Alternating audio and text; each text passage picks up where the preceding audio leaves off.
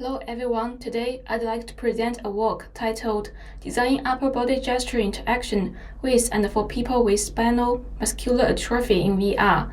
Our team is from Accessible and Pervasive User Experience Group at the Hong Kong University of Science and Technology, Guangzhou. My name is Yingna Wang, and my co-authors are Jingze Tian, Keye Yu, Liyi Xu, Junan Xie, Franklin Mingzhe Liyi, Professor yafeng and Professor Mingming. SMA influences about 1 in 6,000 live births. This disease is characterized by generalized muscle weakness and atrophy. People with SMA often exhibit better distal limb mobility, such as the hands or feet. This leads to unique interaction patterns and provides them with opportunities to utilize technology such as VR.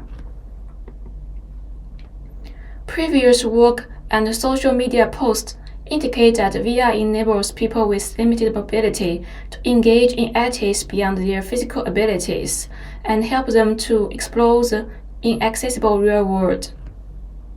However, VR devices pose accessibility challenges for people with limited mobility, particularly due to inaccessible input methods like motion controllers and buttons.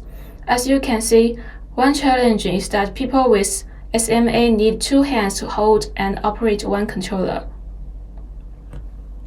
So the question is, how can we make VR input techniques more accessible for people with SMA?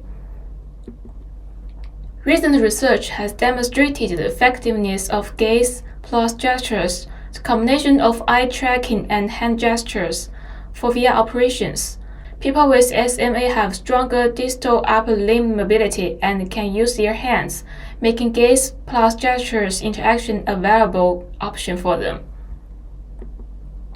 However, current gaze-assisted gesture interactions researches are not specifically designed for people with motor impairments. User-defined gestures have been widely used as an elicitation study to discover and identify gesture vocabularies. Our user-defined gestures design method was inspired by the previous success of designing user-defined gestures for people with motor impairments, like the work conducted by Zhao and others in 2020. However, their work is focused on non-VR context, which is mobile phone input gesture design. Inspired by these 2 strands of work, we engaged 12 people with SMA to design upper body gestures for 26 VR common commands and extended design space that includes eye, mouth, face, head, and remained upper limb mobility. To gather the VR commands, we reviewed previous papers for VR commands but found none that included complete commands as a reference for our paper. Inspired by previous work on user-defined gestures, we firstly refer to materials from both academia and the industry and obtain 4 VR command categories. Then we select the top 10 most popular applications from 3 different categories on the Oculus Store. Finally, we search for each application's name on YouTube and select 2 videos for each application from different populations. 2 researchers independently collect VR commands by watching the videos. As a result, we identified 26 VR common commands, and we conducted and recorded all studies both in person and remotely.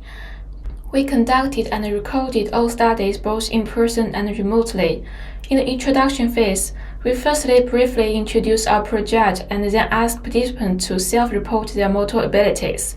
Participants then watched brief video clips illustrating the effects of each VR command. After watching each clip, participants were asked to create an upper body gesture for the VR command based on their own capabilities and preference. After completing each gesture design, participants were asked to rate 4 aspects of their gestures. Researchers followed up on these ratings to gain a deeper understanding of the participants' preference. In the end, we conducted semi-structured interviews with each participant for their overall thoughts. Here is an example video clip for the reference of the grab distant object command. In VR, by performing a grabbing motion with one hand, objects that are beyond your reach can be grasped from a distance. Please design an interactive action that, when executed, enables you to grab a specific distant object you want.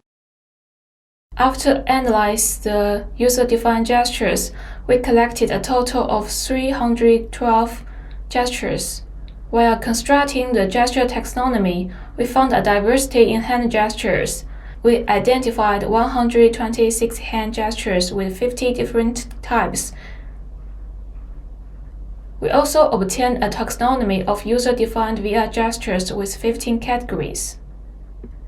While we trying to identify a common user-defined gesture set, the diversity of gestures makes it challenging. For example, every participant proposed different gesture for the teleportation command. To better understand participants' preference, we categorized the body parts used by participants. The body parts preference indicates the overall trend is that individuals with higher motor impairments use upper limb body parts more. The body parts used also varied for different categories of tasks. For example, for manual-related commands, the proportion of using the eyes are higher compared to other categories. For 3D object-related commands, the hands are being used more. Differences also observed among different participants and VR commands. For example, even participants with SMA Type 1, P1 and P2 prefer to use different body parts.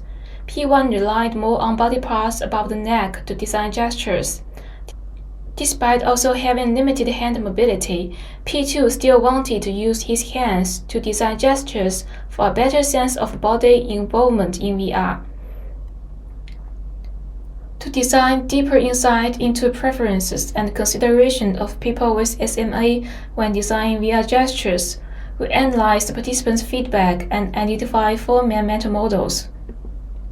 One is using local movements to map unfeasible large range motion, and we identified 5 strategies that participants employed. One strategy is that they tend to select body parts with characteristics similar to VR task effects, such as those can simulate the motion trace of 3D objects or the direction of hand force. For example, participants choose to move eyes or one finger from bottom left corner to the upper right corner or design a gesture for VR commands through objects. Based on the findings from gesture analysis and mental model observations, we propose 5 design considerations for accessible gesture input in VR for people with motor impairments. For example, participants try to design gestures with cool physical appearance based on the characteristics of VR. They mainly draw inspiration from popular culture, magical stories, and science fiction films to design appearing gestures. Therefore, in future work, when designing accessible VR input gestures for people with motor impairments, it is essential to create gestures that are not only functional but also appealing and engaging. Thank you for listening. For more information, please refer to our paper.